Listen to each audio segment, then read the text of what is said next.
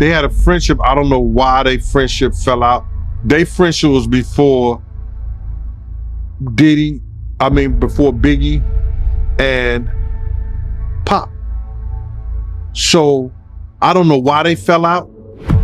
I know every girl that Tupac had, Puff wanted and got. So, all right, what happened is that I guess Pac had got whiffed that Jay-Z was in town. Well, you know he gonna do a show because Jay-Z, he doing a show. But you gotta realize Jay-Z had became an enemy of Pac because I think he had said some was gonna do a song with Big or whatever like that, the whole 9 yards. So Jay is now Pac's enemy. So it was just good business just to chill out with that. But they was trying to chill out the whole thing. They had a big meeting and Puff wouldn't send a representative or let Zip or Chaz represent him in the meeting. And then it came out. And then Gene, Diddy's former bodyguard, has been revealing a lot of explosive details about why Diddy never got along with Tupac. According to Gene, Diddy was always envious of Tupac's close relationship with Biggie. Allegedly, Diddy even wrote a $1 million check to Eric Von Zip to handle Tupac. Gene claims that the feds might investigate Diddy, tracking the money trail which could potentially expose Diddy's involvement in the hit on Tupac. He said that Diddy, he was jealous of the relationship between Tupac and Big. And he also went on to say that Diddy, he wanted to be friends with Tupac, but Tupac wasn't interested. Diddy and Tupac was friends at first, bro. I remember the time me and Diddy rolled up to Pac in, I think it's what's the name of that club? The Roxy. There was some kind of concert going on and they was talking and everything. They had a friendship. I don't know why their friendship fell out. Their friendship was before before Biggie and Pop. So I don't know why they fell out. I know every girl that Tupac had, Puff wanted and got. So did he have jealousy? Yeah, he had a jealousy of Pac. But I think that it was more so that he knew Big was the meal ticket. And that Pac wanted Big to be with him with Thug Life, but he didn't have the money at the time. And when Big got the money from Puff, Pac gave him the blessings to go with him, but he also told Big that he had to watch Puff because Puff was gonna rob him blind. So you believe Kirk Burroughs when he say that, Diddy, he was jealous of the relationship between Tupac and Big? I don't know if I could say he was jealous with his relationship with Big. He didn't like Pac. It's something that happened between Pac and him that he didn't like it. So if my man or somebody that I'm working with is dealing with somebody I don't like, I'm gonna have a dislike for that relationship they have. I don't just think it's jealousy. I think it more was just a dislike and a hatred that somebody I'm working with is working with somebody that I don't like anymore or I got a problem with. So you feel like it was intentional when Diddy was getting with, the same woman that Tupac already had? Yeah.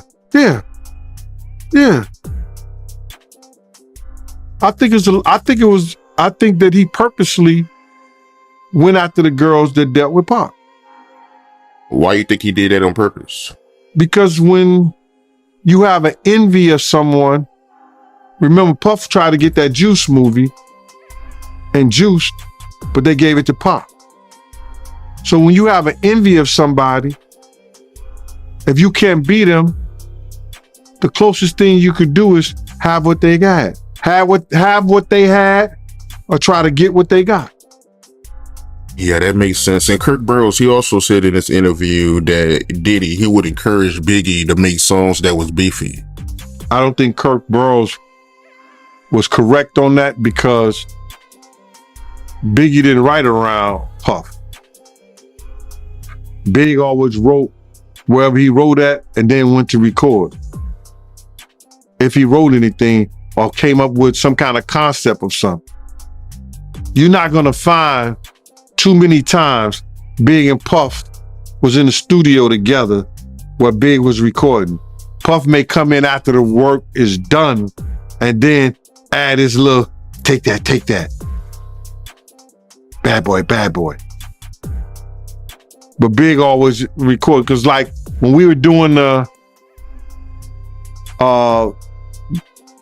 music to Bone Thugs and Harmony, Big said, I ain't writing He sat there and smoked up all their weed. And he waited till he got to New York and then came back with the song. Flipped their whole style. Big didn't ever write around nobody. Looked like Puff never, told Big what to write and what not to write. But everyone knows Pac was perceptive. He had a keen sense for people's true nature and what they were hiding. I think he saw through Diddy and decided to distance himself from him. I want to ask you, what's the story behind Jay-Z being afraid to come out his hotel room because of Pac? All right, what happened is that I guess Pac had got whiffed that Jay-Z was in town. Well, he gonna do a show because Jay-Z, he doing a show. But you gotta realize Jay-Z had became an enemy of Pac because I think he had said was gonna do a song with Big or whatever like that, the whole 9 yards. So Jay is now Pac's enemy too. So Chaz Williams, who was over Black Hands. Black Hands was one of the labels who did that Black Gangsta, every artist in New York on. And Chaz, who is now getting into the music business, has become a music executive. And he was once a former gangster who was on American Gangster BET because they had him down for robbing 161 banks.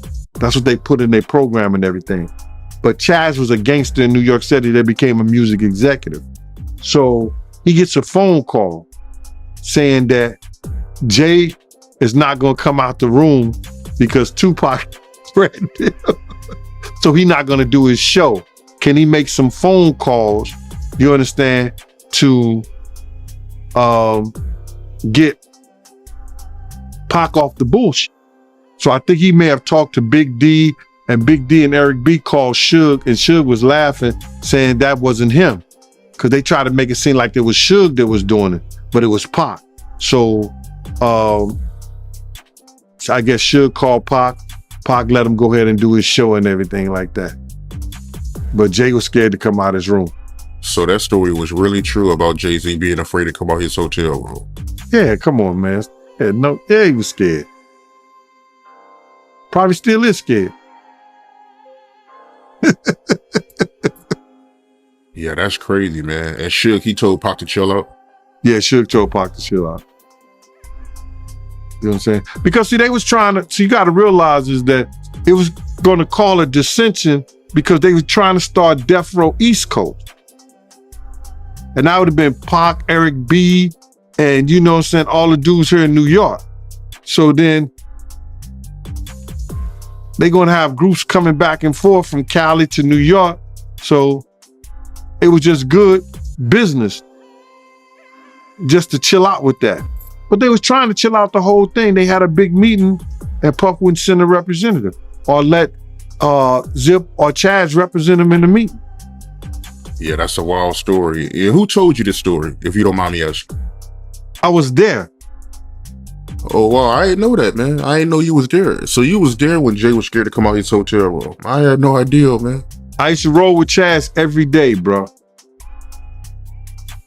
And then it came out.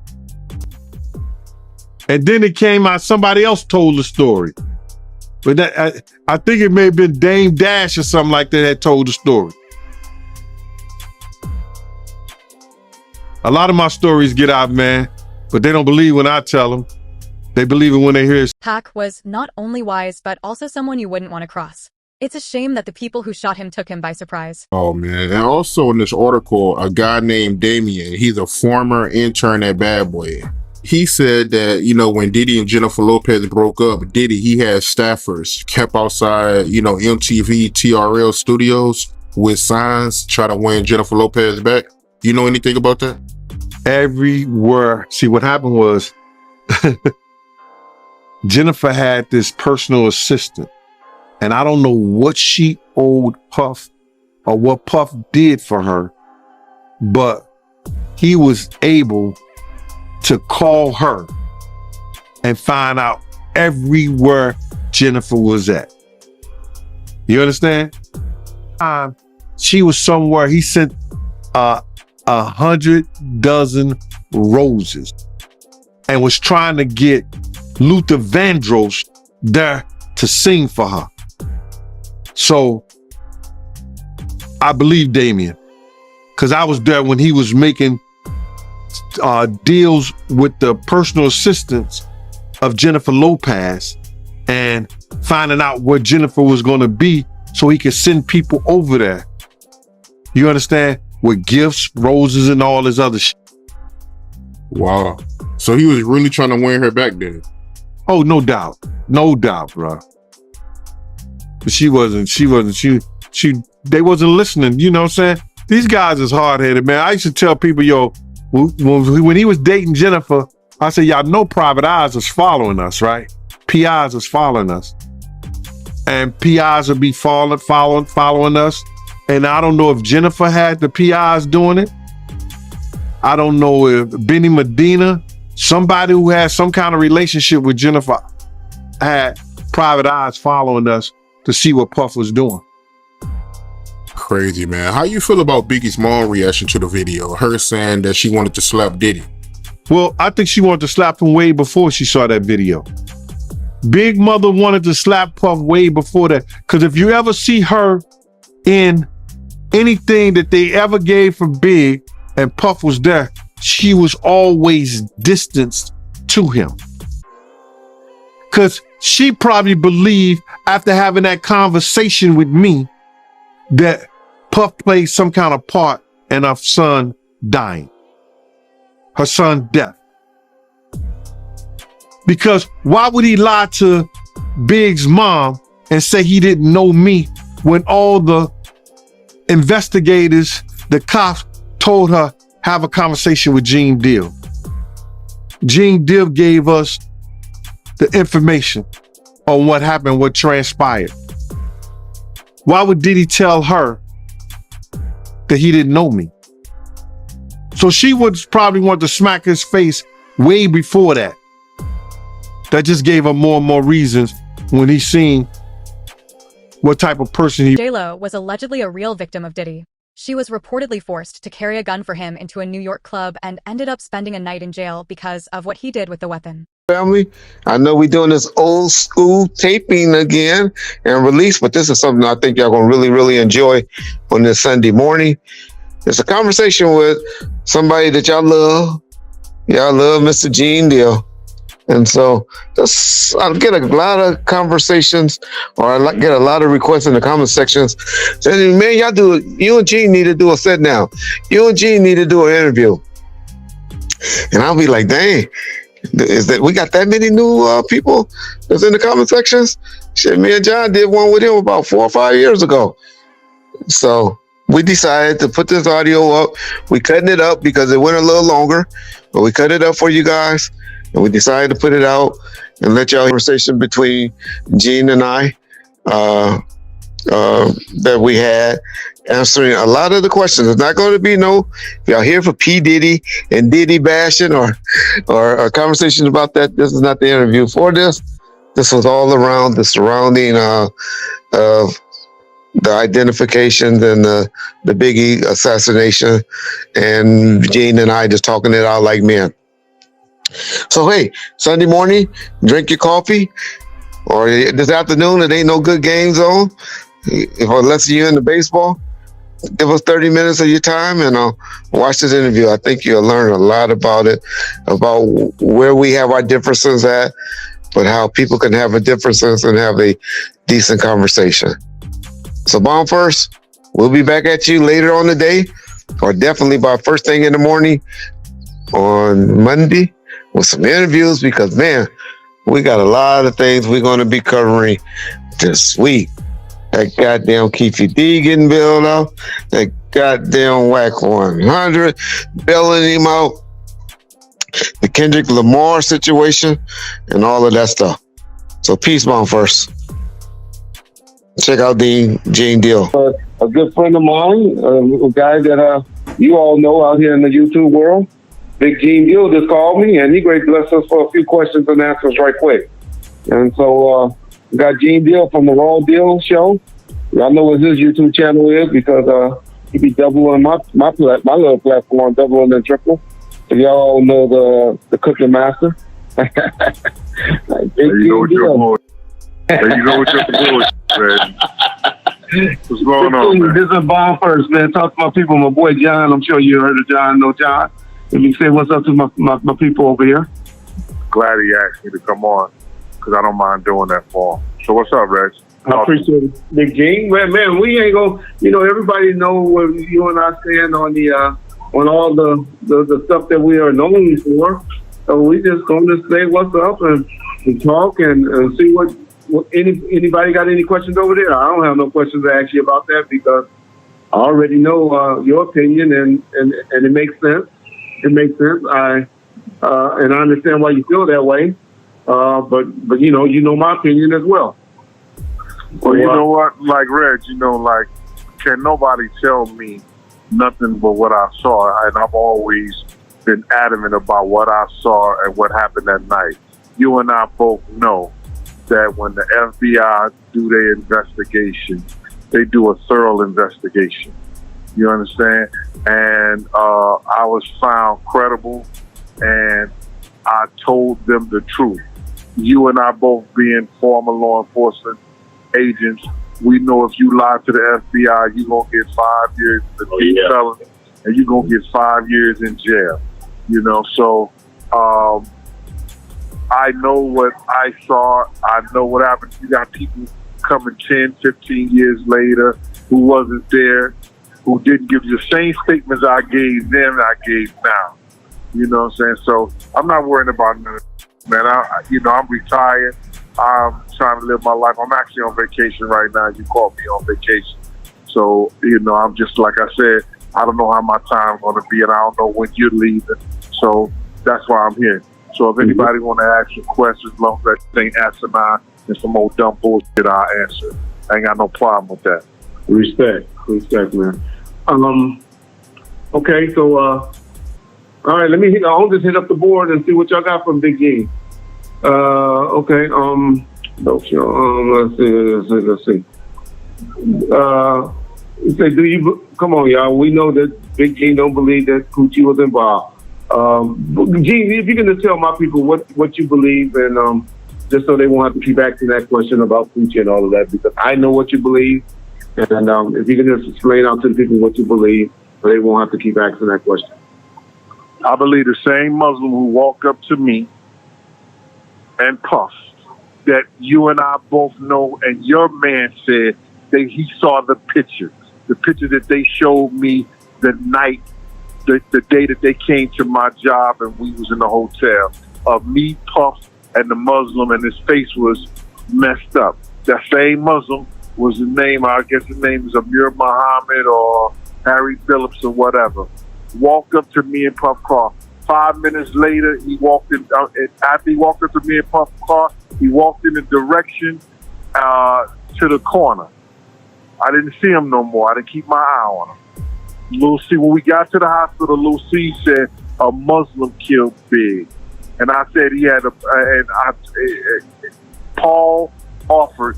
One of the security guys said a Muslim. I said, yo, did he have a blue shirt? A blue suit, white shirt, blue bow tie, peanut looking in? He said, yeah, Gene, how you know? I said, he walked up to our car first. So that's the same statement I gave everybody. That's the same statement. I'm sticking with it, and I know what I saw, and I know what happened. Okay. When has Gene Deal ever lied? I mean, Diddy worked hard to discredit him for his court statement, but Gene still has a significant impact on this platform. And you and I both know that when I said, if I'm wrong and I told you to tell Greg Cadence, if I'm wrong, prove me wrong. Show the picture. He said they had the picture. Am I wrong or am I right, Reggie? He said that on our stream that he had the picture. He said all that right. on the stream. So prove me wrong. To get the picture, and I didn't get the picture. I got a picture, but you said that wasn't the correct picture. That wasn't the picture you were talking about. Right. And, yeah. Exactly. So he knows the picture I'm talking about. Yeah. You understand? They know the picture I'm talking about. They showed me the picture. They told me, listen to me. And Greg Cadence had nothing to do with this investigation way back when in 97 when Correct. it came to my job. Correct. You understand? He had nothing to do with that investigation. The cops, cats, and all of them told me, we're going to fix the photo and bring you back out there, or we be back out there in 2 weeks. Now, they never came back out there, and they never brought me there. The next time I heard it was doing a deposition for Miss Wallace. You understand? So now, if they were interested in getting the killer big, they had the photo. They had a law enforcement agent who said he saw him walk in that direction. You understand? So now, if they was interested, they would have took care of that right then and there. Okay. I got a question. Defro East wanted to ask you. He said, could you ask Big G if Michael Clark Duncan was supposed to be the bodyguard of Big on March the 9th, as he claimed? Or any story? He made that up. Okay, he made that up. Okay, yeah, I heard that up. I'm gonna give it to you 100. Yeah. You know what I'm saying? I know Michael. I know him before we went to Alcorn State together. Okay. He put a freshman on me, like trying to get at me, because he's from Chicago. He used to mess with my dude Maurice Bowling. Him used to be real cool. He had this freshman come at me, Tommy Tyre, and I had to put it on him in the lunchroom. Let me ask you this, Big G. Was Amir Muhammad? When did you first see the picture of Amir? What year did they show you that? That picture. They never showed me the picture of Amir Muhammad. Oh, okay. So you never identified Amir Muhammad as they never showed me the picture. They never showed me Amir Muhammad. The LAPD never showed me Amir Muhammad. Okay. That should clear up a lot of questions that people have that I'm seeing. Okay. John, kind of help me with the board because it seems like people asking good questions. Okay. And I don't want them missing. Yeah. Somebody said, ask him why he didn't circle Amir in the lineup. I don't know what that's. He just said he just never Oh, said gotcha. Okay. See, listen here, man. Listen, this they try to portray, and the reason, and Reggie told me that me and Katie used to talk the whole night. We don't need to talk because he blatantly told a lie. You understand? When he said that I picked out, I said, this guy, they look like him, but it's not him. The one that Lil C's did, the facial structure is not strong enough. You understand? It's not him. And I had a lawyer there with me. You understand? I had a lawyer there, Eloise Nurse. She is the governor's David Patton, one of his lawyers. She was there with me taking notes in the whole 9 yards. And she could attest to that I never picked nobody up out that lineup. So when Greg told that lie to make his program look good, you understand? That's why I cannot with him. And Red, that's why I told you I wouldn't with you. Yeah. Listen, me and you've had some good conversations, Red. You understand? You told me like you thought that was Keefy D at the back of the Soul Train that you pulled your gun out on, and I told that was Gutter. That was Keith Gutter. And ever since then, I've been correcting that. If you've been watching anything, I say I correct it all the time and say, hey, you set me straight on that. And yeah. Because he wasn't with them like that, right there at that particular time. But the whole thing about it is, man, a lot of people come here and they want to take information that people didn't do a good job with it when they first had it in the first place, and then they want to try to make it something like I told. Gene isn't holding back either. He revealed how Diddy always had a problem with Tupac's swagger and influence in the rap game. About the shit that I talk about is that I know personally. And the shit I talk about Pac is somebody who was with them. See, Kiki D ain't never tell y'all. It was some other guys with them who they spared off when they seen Pac them. Yeah. You understand what I'm saying? It was some other guys that was with them that they spared off when they seen Pac them. They said, oh, there go them niggas right there. Oh, yeah, we're going to go holler at them. All right, we'll see y'all back. And they was right there when that happened. You understand? Yeah. So Kiki D know that. And Red, you and I both know. I came to you, and you ain't tell me. I told you, I said, Red, you know there was 2 guns in that car, right? And he said, and the first thing you said to me was, yo, how you know that? How did you find out about that, Jim? I said, some of my people told me like that. And they told me the situation. And you said, yeah. He never got to pull those guns out, though. No, he never got to. Okay. He never got to. But if you know you're going to have a situation and stuff like that, and somebody make a move like that, and you got somebody in the back who's supposed to handle something, they're gonna do what they supposed to do. Yeah. Point blank. Yeah. And then, people try to get me to, yo, this conspiracy, this, that. Man, I know what my man told me. He told us that night, and when he came back from Vegas, he demonstrated what he saw to us. Yeah. You understand? Yeah. And he got mad at me because I said his name. And I said, but don't nobody know who you are, bro. Yeah. I said your name, but nobody knows who you are.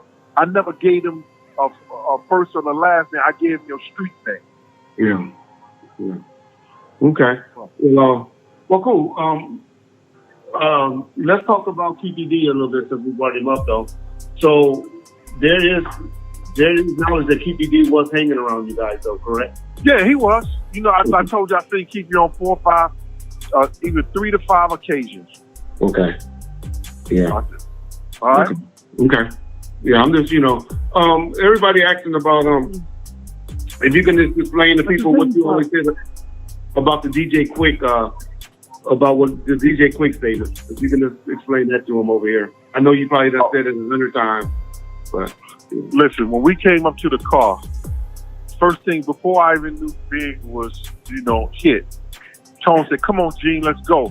We hopped in the car and chased the dude for about 2 or 3 blocks when we couldn't get at him no more. We couldn't get him.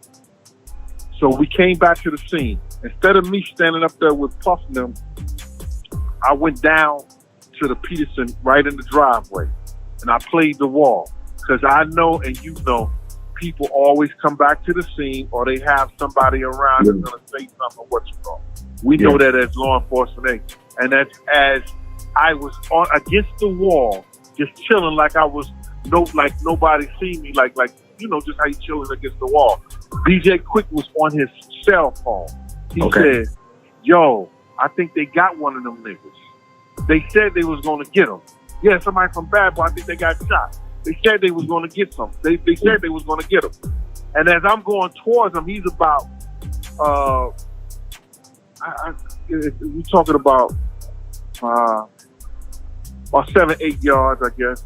As I'm going towards, because he's talking loud front. You know what I'm saying? I'm going towards him, and Paul comes and grabs me. Come on, Jim, what you doing up here? We gotta go. We finna get, take Big to the hospital. Because the ambulance never showed up. Because there was another incident on the other side of the museum that the ambulance and the fire department was there. So, whoever did it, they saved that real well. And I still think that it wasn't nothing from, it wasn't no gang members. It was a planned hit, bro. It was a planned hit. So that's why you think law enforcement was involved, because of the planned hit? Well, I think somebody who has some professional experience on what they did and how they did it, because they had to what? First of all, we're there at the Peterson Museum. They try to do, people try to say that it was a drive-by. It was never no drive-by. The guy was parked at the whole night.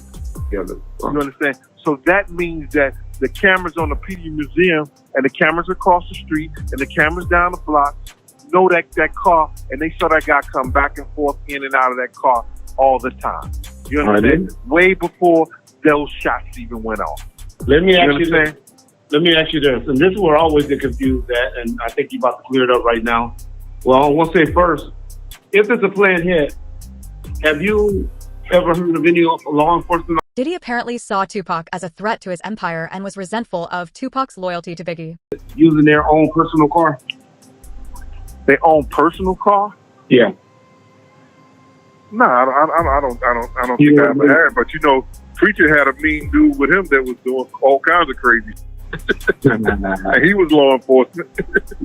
My point is the guy that they say is law enforcement is David Mack, and they try to say David Mack, and my point is, well, why would he use his own personal Impala car to do a drive-by shooting? And that just don't make sense on a plane. It wasn't a drive-by shooting. Well, okay, a shooting from a car. Yeah. Yeah. Well, I guess we want to take the plates off and what your car, it could be anybody's car, right? Okay. Like it. Okay. The other thing was, okay, so you said the guy was sitting down the street in the car the whole time, but then you also said the guy came and looked inside of the car, the moving guy, the tall guy. So you're not saying he was the actual shooter, you just think he was coordinating this. Well, like I said, I did not see him shoot Big. I said he walked in the direction and where Big got shot at. And Lil C said a Muslim shot Big. And I said with the blue suit, white shirt, blue bow tie. And they said yes. So that's where that came in at. Okay. All right, y'all. So y'all getting it straight from this. You know, I'm trying to ask y'all all the stuff that over here that y'all have questions about, and he's answering it straight up, y'all. So, yeah, John, you see something else about for Big G? Because I see a whole bunch of stuff, but I want to maybe talk about stuff they can answer about. Okay. Let me just read this. If it was a planned attack hit involving police officers, just listen here, Red. Okay. So first of all, where's the footage from the museum? You understand? That museum had cars that cost millions of dollars. They knew that a Black Urban magazine was going to do a party there. Mm-hmm. That means, to me, they're either going to beef up security or beef up the cameras, make everything working and all that stuff. This happened on the corner of the museum. It wasn't even 20 feet from the museum. It's from it's from museum wall to the curb. You understand? It happened right there. So you going to tell me they don't have footage? You going to tell me across the street didn't have footage? You going to tell me down the block around the corner don't have footage? Come on, man. What happened to the footage? Yeah. Why would you think the police wouldn't want to solve this case? Well, think first of all, Red, is if they did have individuals, not who did it, but had a part to do with it or played any kind of part in that. Big was at the time was worth $400 million or better. That lawsuit and all of that didn't come up until 5 years later. Right, but still in all, you got to talk about his work. You got to talk about his work. And if they did have something to do with, and all the shit that they have been, you know, the agency, we had, like in New York, we got the 30-30, we had the Dirty 30, we had the different law enforcement agencies that was doing crooked shit and stuff like that. That happens everywhere. You get a few bad apples in any kind of situation. So, but if these guys had something to do with that, you understand, they could go back into their agency. Maybe they felt like they was going to be responsible. And then with all the other shit that was going on with the riots and all this other stuff like that, maybe they had to clear, or maybe he had to say, yo, we can't see that we had any kind of part in this, or any of our people had any part in this. Okay. I'm getting dirty looks right now, but go ahead. Okay. All right, we'll hurry up. Hey, Gene, do you feel the story about Puffy asking Southside to do the thing to Tupac and Suge, do you find any validity in that or no? What you say? Did Puffy did what now? Do you think he's talking about the? Yeah. Do you think he had anything as far as with the Southside Crips to have them do anything to Tupac and Suge? Do you feel that what Greg Kidd? No. Okay. Let me just say, Yep. it's this kid that he was a Southside Crip that Puff was close with, and that was D-Mac, not the David Mack that's the police officer, another guy, Right. D-Mac. Okay. That it was. Plus, Deal said that Diddy's shady moves have people digging into all kinds of dirt, including the circumstances of Diddy's father's murder, adding more fuel to the fire against him. In the whole 9 yards, and I've heard, man, my people, this, that, and the third. That's the same bull. Okay. But for me to say that, that Puff would orchestrate anything with this kid to do anything against Suge and Tupac, I wouldn't say that. But I did hear Puff say something. I just thought that, like at the time, it was some kind of self-fulfilling prophecy he was saying when he said, I don't give a f- the Pac gotta die, I don't give a f- the Big gotta die, or Suge go to jail. He was just that mad after that Soul Train shit. Yeah. You understand what I'm saying? So, to say that I ever heard him, to do something like that, nah. Have I heard the bullshit? Yeah, I heard the bullshit. But I only heard it with around D-Mac or whatever like that. Even when I tried to tell him the night that Big got killed, man, we shouldn't go nowhere because two or three different gangsters told me that they was coming to get us. So he said, yo, man, we lock and load together. I said, nigga, I don't see none of y'all locking and load. What are you talking about? You the only one. Yeah. Hey, do you believe? What's your belief on Tupac? I know you don't like to speculate, just like I don't like to really speculate on Big because I wasn't there. But what's your opinion about Pac? Do you believe the Kid Diddy story or what? Well, you got to look at this. You got to go with behavior, and you got to listen to what transpired and what people say. Like I don't believe that TPD them was going to kill Pac. And I told you, I don't believe that they was going. I believe, like they said, Orlando Anderson wanted a fair one with him. You understand? And I believe when they roll up, there was enough time to, yo, what's up, man? Bob, like this. And, Pac being who he was and the gangster position he had always, portrayed and everything like that. When he saw a dude and they started smacking off, and just something quick that happened that they would have thought about it or something like that, it probably wouldn't even went down the way it did. Okay. One more question, because I heard you say your people looking at you crazy. Little C's and Little Kim beef. You got anything you can speak on that, or you don't really like speaking on that? They beef? Yeah, are they cool now today? I heard it made up and everything like that. That was something that, because they didn't have the right people in their ear at the time, it shouldn't have even never went down there. Like, Lil C's is a kid. He was a kid at the time. Somebody should have went to him and said, C's, you don't have to say nothing. Invoke your Fifth Amendment right and don't say nothing. They can hold you into contempt until the trial is over. But after the trial is over, you're going to get out of jail. Okay. All right. Lil C's said, all Lil C said was, yeah, I know Damian Butler. Yeah, I know Kim. No, he know and stuff like that. What he said, he told the truth. But if you don't have the right people talking to you and your legal team is stuff and they just looking for cash, it'll cause situation amongst people like that. Little Kim, you understand? They say she kept it gangster and stuff like that. She messed up her career by going to jail. Yeah. You understand? She did not have to go to jail. They had pictures, they had receipts, they had film. They knew she knew Damian Butler. They knew she knew him. Yeah, I know him. She ain't said nothing wrong. But see, our ideology of a people, everybody talk about this snitch, this rat, and all this other bullshit. Get the fuck up out of here. If they tell me you know Reggie, I say, I know of Reggie. You know what I'm saying? We talk on the telephone. You know what I'm saying? You can call it every one of you. You can say the same thing about me. I'm not going to sit there and, F up my life for something I know they already know. Yeah.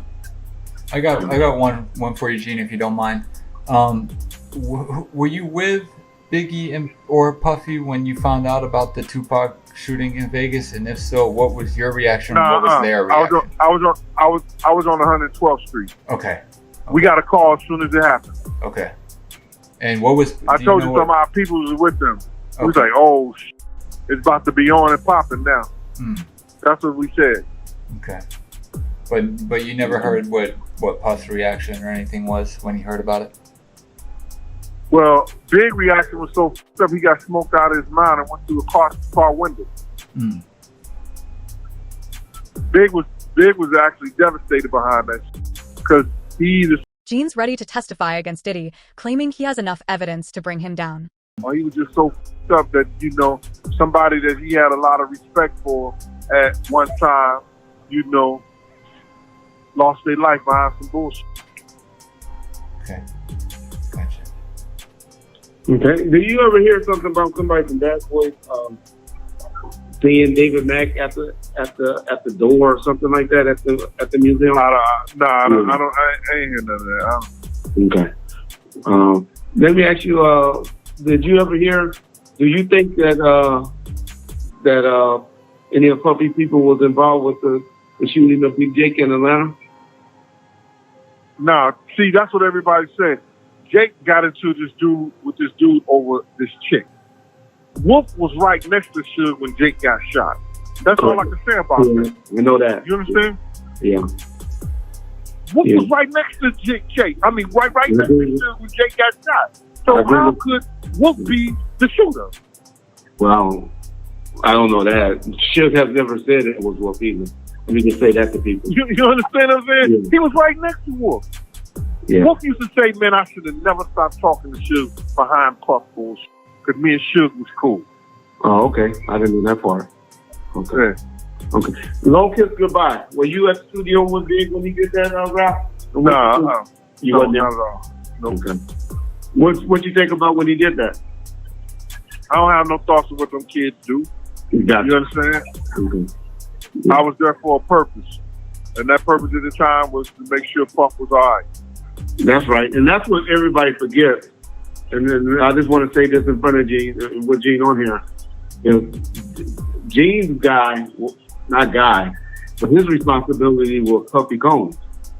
And that's what a lot of us always. Yeah. Big G, man, I appreciate you calling me back, bro. All right. Man, thanks for the interview. And well, listen, man. I know I'm gonna catch a lot of flack by this, you know, but I don't give a. You know what I'm saying? It's two things that I tell people all the time. I don't tell a man how to spend his money, how to f his wife. My whole thing about it is this. Listen here, man. We gotta come together as a people, and if we're gonna do something, it's gonna take everybody from every side to try to get this shit right. You know what I'm saying? And if it don't get right, man, let's all just be trying to cool with each other and just say, listen here, let's not let this happen to anybody else or any people, you know, in this whole rap thing or this whole hip hop genre that we have. We don't need to lose nobody else over no bullshit.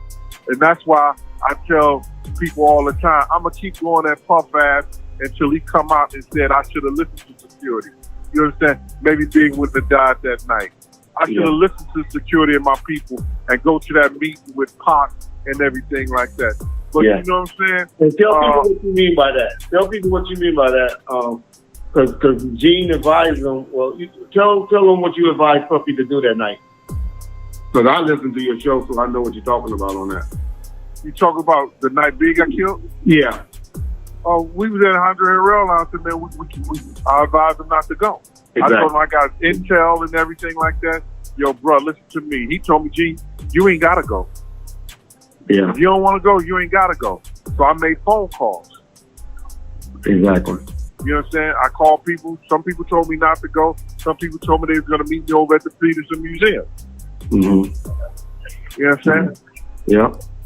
And then if you can just let people know how the Inglewood cop, you didn't really work with him before. He was hired. That's the first time I ever saw him. Yeah.